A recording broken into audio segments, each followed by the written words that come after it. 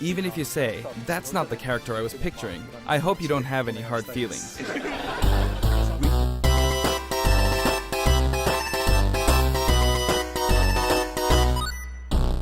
So, people are mad. As soon as Byleth showed up on screen, every chat was filled with screams of anguish and instant dislikes on the stream. So many people are disappointed and upset with this character choice. So in this video, I kind of want to talk about the reaction towards Byleth and give some of my opinions on the character and people's reactions to it. But first, to celebrate hitting 200,000 subscribers, I am doing a giveaway for a Nintendo Switch, a copy of Smash Ultimate, and the Fighter's Pass Volume 1. Literally anyone can enter this, so if you want to win one for yourself, your friend, your little cousin, check out the link at the top of the description.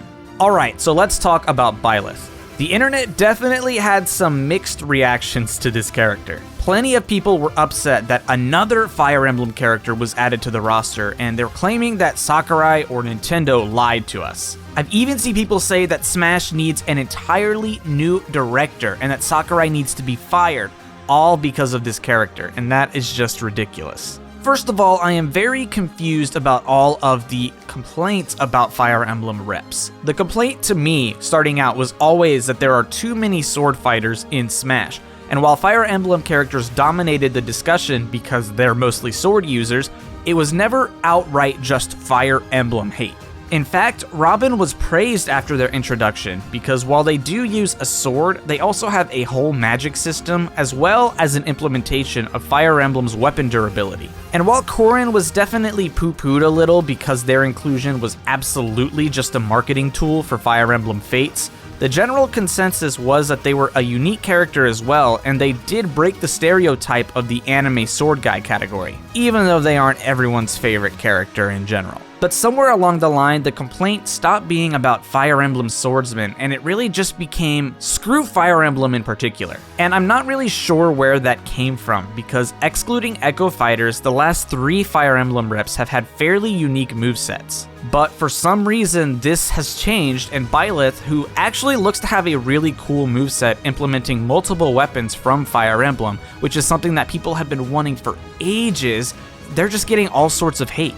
The odd thing to me is that the moveset itself looks really fun, but people turn a blind eye because it's on a Fire Emblem character. If you took this exact moveset and you reskinned it to be a character from Monster Hunter, for example, I think people would be wildly excited about it, which I think is telling that they're focused too much on just the character rep and not the moveset in general. But don't get it twisted, because I don't think that some of the people who are displeased are completely in the wrong. First, I can agree that I think there are a disproportionate amount of Fire Emblem characters compared to other franchises in the series. I'm not sure how the Zelda franchise hasn't had a new addition to Smash since Brawl. Young Link was reintroduced in Ultimate, and Zelda and Sheik were made separate characters in Smash 4, but we haven't had a brand new character for that franchise in over a decade. And yet, in that same amount of time, every Fire Emblem character we have in Smash has been introduced with the exception of Marth and Roy. Now, I get that Fire Emblem is popular, but in my opinion, it's less to do with the number of reps the series has and more just the comparison to the other main Nintendo series. I don't think people would be that upset by the number of Fire Emblem characters, for example, if we had more Mario characters or more Zelda characters. But another thing that I find strange is the timing of Byleth's release. The first 4 characters released were crazy third-party additions, from unexpected newcomers like Joker to the ultimate return of Banjo and Kazooie to a Nintendo console. So to end on a first-party, somewhat underwhelming character simply seems like a really odd move to me. Byleth being second or third would have made a lot more sense. Not only would it be closer to the Fire Emblem Three Houses release date, but it would keep people guessing about the Fighter Pass. First, we'd have a crazy slam dunk third party in Joker, and then we'd have a new first party rep. So it would keep people guessing about the remaining fighters on the pass. Would they be first party or would they be third party? And just imagine if Byleth had been announced during E3. The Nintendo Direct starts, and instead of Hero's reveal, we get Byleth's reveal, and we have people be slightly disappointed by the character, which is understandable. But then you catch people completely off guard by ending with the huge third-party reveal, whether that's Banjo like they actually did, or whether it's Hero. And it definitely seems like Sakurai was wary about the reveal for Byleth and the reaction of the fan base because he gave that warning in the showcase. And so I think that if they had revealed Byleth alongside another character, it probably would have helped to balance out the excitement. People who weren't really excited for Byleth may be excited for Banjo or Hero, whoever they revealed alongside Byleth, and so it just kind of would balance out the reaction. But the way they ended up doing it was 4 third-party reps in a row, which of course led everyone to believe that the 5th would also be a third party, and then that just sets them up for disappointment. Had they ended the Fighter Pass on a third-party reveal like Hero or Banjo, I think it would have been the best course of action. Starting the pass off with Joker, a completely unexpected reveal both in the character choice and in the venue they chose to announce it, and then bookending the Fighter Pass with an equally exciting third-party character, it just made the most sense. You'd start on a high and hopefully you'd end on a high. Also, the manner in which they revealed Byleth kind of is weird because with every other character they revealed it in a surprising way, whether it was at the Game Awards or it was during a Nintendo Direct.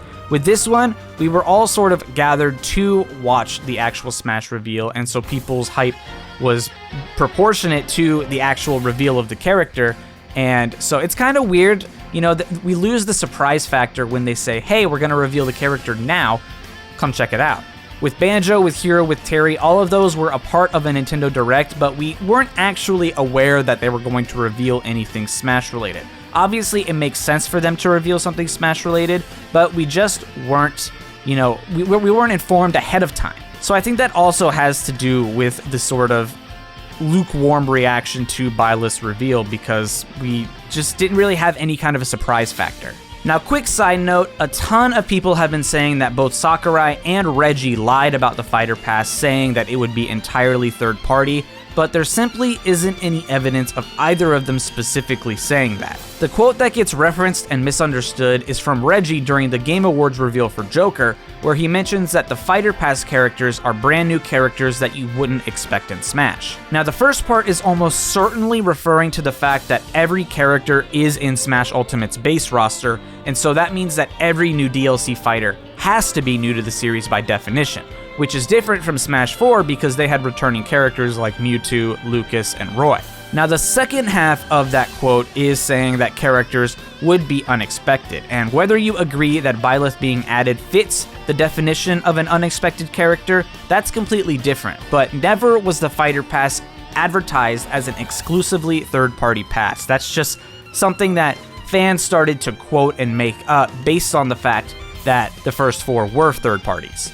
And it makes sense that people expected the 5th fighter to be third party because the first 4 were third parties, but they never actually specifically stated, yes, every character on the Fighter Pass is going to be from a third party franchise, a third party company, a non-Nintendo IP. Yet another thing that gets misconstrued is the idea that the whole pass was a slam dunk up until Byleth's reveal, and that no one was upset. This is something I've seen said online a lot, that everyone loved the first 4 characters and now no one likes Byleth, and it's just not accurate.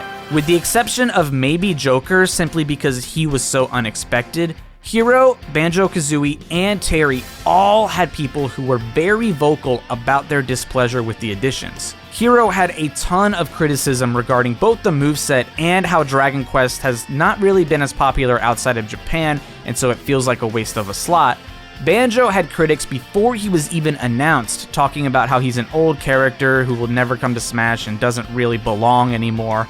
And so many people didn't even know who Terry Bogard was, and as a result, they weren't happy about his inclusion.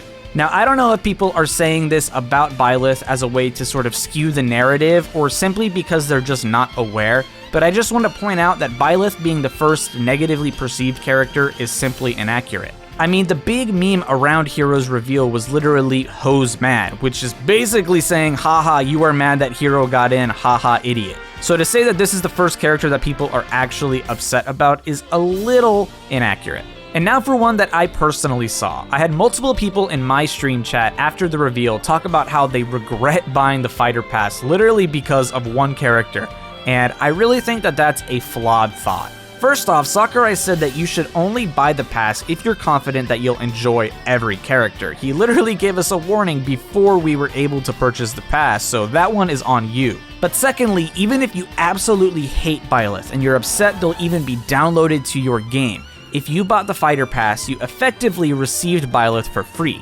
Each individual challenger pack costs $5.99 USD.